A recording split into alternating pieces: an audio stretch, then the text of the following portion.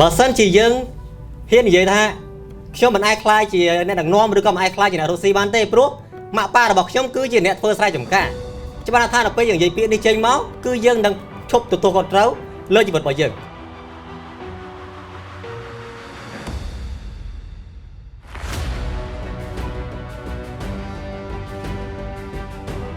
បាទជាដំបូងសូមជម្រាបសួរលោកគ្រូនិងបងអ្នកដឹកនាំនិងម្ចាស់អាជីវកម្មទាំងអស់គ្នាខ្ញុំបាទឈ្មោះឡៅច័ន្ទមករាថ្ងៃនេះសូមឡើងមកចែករំលែកនៅចំណុចមួយដែលខ្ញុំរៀនពីលោកគ្រូចាស់ស្ដែងមានចំណុចច្រើនដែលយើងរៀនប៉ុន្តែខ្ញុំគិតថាចំណុចមួយនេះគឺវាបានផ្លាស់ប្ដូរជីវិតយើងហើយប៉ុន្តែគ្រាន់តែពេលខ្លះយើងដឹងថាយើងប្រើរូបមន្តមួយណា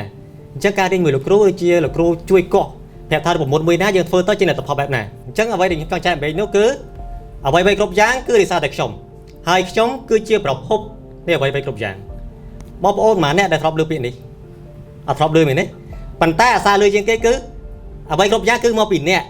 មកពីអូនមកពីប្រពន្ធមកពីប្តីមកពីអីទាំងអស់មែនទេប៉ុន្តែអត់ដែលនិយាយពីខ្លួនឯងទេអញ្ចឹងហើយសួរថាបើសិនជាយើងព្យាយាមទម្លាក់កំហុសអ្នកដទៃសួរថាបញ្ហាដែលកើតឡើងអាចដោះស្រាយបានទេច្បាស់ណាស់ថាគឺមិនអាចកើតឡើងបាននោះទេបញ្ហាវាដូចជាជំងឺចឹងបើសិនជាយើងមិនអាចដោះស្រាយបានទេគឺវានឹងបង្កម្ដងបន្តិចបាទជាពិសេសដូចខ្ញុំអ្នកមកពីខេត្តអាចបងម្នាក់ដែលគាត់មកពីខេត្តឬក៏កូនអ្នកសាច់ចកាអូខេច្រើនបើសិនជាយើងហ៊ាននិយាយថាខ្ញុំមិនអាចខ្លាយជាអ្នកដឹកនាំឬក៏មិនអាចខ្លាយជាអ្នករុស្ស៊ីបានទេព្រោះម៉ាក់ប៉ារបស់ខ្ញុំគឺជាអ្នកធ្វើស្រែចម្ការ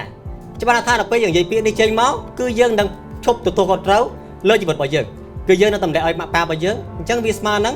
ជីវិតរបស់យើងទាំងមូលគឺត្រូវបានគ្រប់គ្រងដោយម៉ាក់ប៉ារបស់យើងជាស្ដេចខ្ញុំគាត់ថាខ្ញុំបានជំនះព្រោះបងប្អូនខ្ញុំទាំងអស់គឺអ្នកនៅស្រុកស្រែចម្ការប៉ុន្តែខ្ញុំឡើងមកភ្នំពេញរៀនរហូតដល់អាចបង្កើតជីវកម្មខ្លួនឯងបានដោយសារតែពាក្យមួយហ្នឹងគឺយើងបានធ្វើការដឹកនាំជីវិតរបស់ខ្លួនឯងយើងគឺជាប្រភពនៃអ្វីៗគ្រប់យ៉ាងព្រោះបើសិនជាយើងមិនទទួលថាខ្លួនឯងជាប្រភពទេយើងនឹងទម្លាក់ឲ្យអ្នកផ្សេងថាអ្នកនេះអ្នកនោះអញ្ចឹងសួរថាជីវិតរបស់យើងផ្ដោតឲ្យអ្នកដទៃគ្រប់គ្រងឬក៏ខ្លួនឯងជាអ្នកដឹកនាំខ្លួនឯងច្បាស់ណាស់ថាបើសិនជាយើងជាអ្នកកំណត់យកវាសនាខ្លួនឯង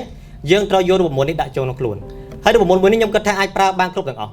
មិនថាជាមួយខ្លួនឯងជាមួយគ្រួសារឬក៏ជាមួយស្ថាប័នជាក់ស្ដែងបើសិនជាយើងអ្នកដឹកនាំស្ថាប័នឬក៏ដឹកនាំគ្រួសារទៀតយើងមិនមែនទទួលខុសត្រូវតែខ្លួនឯងទេទទួលខុសទាំងបុគ្គលិករបស់យើងទាំងគ្រួសាររបស់យើងពេលដែលបុគ្គលិកធ្វើខុសកំហុសមកពីអ្នកណាគឺមកពីយើងអ្នកដឹកនាំប៉ុន្តែបើសិនជាយើងទម្លាក់ទៅឲ្យកូនក្រុមច្បាស់ណាស់ថាបញ្ហានោះគឺការណធំហើយក្រុមការងារអាចនឹងរត់ចេញពីស្ថាប័នយើងទៀតហើយខ្ញុំគិតថា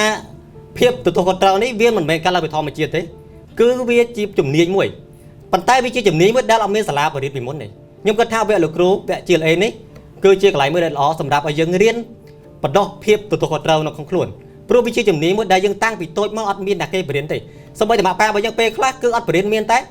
ចាប់ប្រកាន់ទៅកាន់អ្នកផ្សេងឧទាហរណ៍ទូចមួយសូម្បីតែយើងដើរដួលគាត់ទៅវាយដីថាអូមកពីដីអញ្ចឹងយើងចាប់ផ្ដើមមិនមែនមកពីយើងទេតាំងពីតូចមកគឺបង្កើតទម្លាប់មួយអត់ទទួលខុសត្រូវបាត់ហើយបាទអរគុណច្រើន